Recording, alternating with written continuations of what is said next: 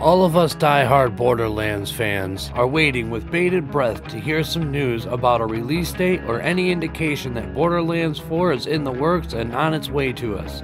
That being said, I started wondering what would Borderlands fans most like to see included in Borderlands 4. So I decided to put together a list of the top 5 things I'd like to see.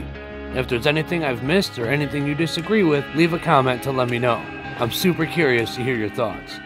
So in no particular order, let's jump into number 5, Endgame. Borderlands 2 and Borderlands 3 definitely had the best DLC of the entire series, with each having its own specific story within the game story and included different and new enemies. If Gearbox and 2K want fans to continue playing the game after completing the story, I believe it's essential that they include great and interesting endgame. Speaking of essential, let's move on to number 4, maps. Borderlands 3 maps were incredible, with the elevation changes that you could see on the minimap and on the full map. Even the waypoints had arrows to tell you that what you were looking for was up or down on a different level. And included in the maps, the fast travel. I know we went to different planets in Borderlands 3, but being able to fast travel across the map instead of so much time running back and forth after you've beat the game the first time is a must-have. Just like I must have you hit that like button to help this video spread if you're getting any value from it. Value is the perfect theme to take us into number 3. Also from Borderlands 3, skill augments.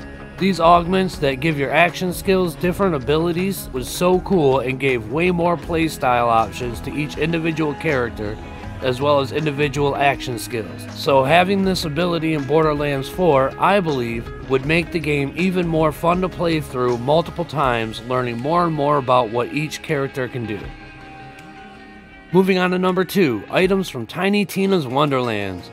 Some people might think these got too confusing or didn't add enough to keep them in, but I myself love them. The rings, amulets, and such gave even more bonuses to consider. So adding these into Borderlands 4 could be pretty epic to add more kick to attributes like gun damage or movement speed, reload speed, etc. Maybe it's too much, but maybe it would be a great addition to Borderlands 4.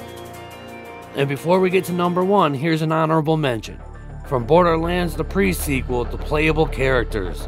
The idea of playing as Jack and or Claptrap was really fun, so I think it would be kinda cool to add characters we are familiar with that we can play as.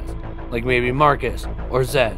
Think of how cool it would have been if TK didn't die and we could have played as him. I'm just saying. And here we are. The final one, classes. Another callback from Tiny Tina's Wonderlands. They used new classes of heroes, and then let you combine the classes to create an even more badass character and gave them even more skills as well. I'm not saying I know how to create games or what's possible to do when creating a game, but in my mind, this would be pretty sweet to combine characters again and get different skills other than the ones they have at the start of the game. If you enjoyed this video and are looking for a good Zane Survivor build, check out the video on the screen now.